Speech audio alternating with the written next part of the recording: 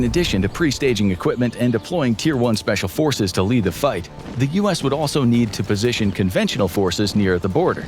These units would be essential for launching cross-border raids and providing rapid support to ongoing operations, ensuring sustained pressure on the cartels. Again, the U.S. is already taking steps with the deployment of members of the 82nd Airborne to the southern border. Deploying combat troops in this manner sends a powerful message to both Mexico and the cartels that the White House is serious. The 82nd Airborne Division, one of the U.S. military's premier rapid response forces, would make that message unmistakable.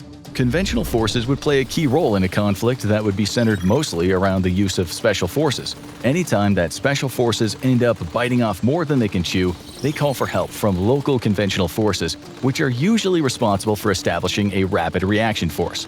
Units like the 82nd could provide support for special operations forces via air or land insertion, rapidly deploying via helicopters or armored vehicles. Again, this is where having Mexican cooperation would be critical, as it would allow these forces to be stationed inside Mexico itself and closer to the fighting.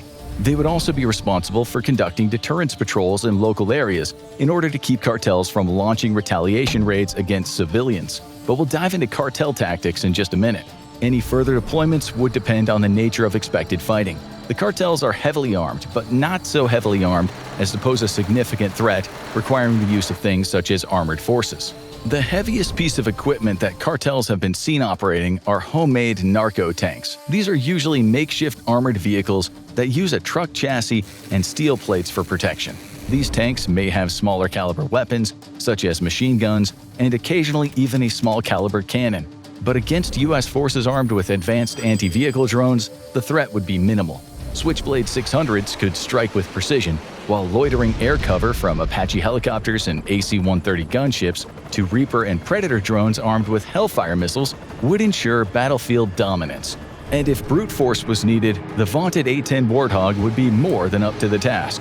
And that's right, there's already talk about how a narco war could revive the Warthog, which would soon become the premier close air support weapon for American forces.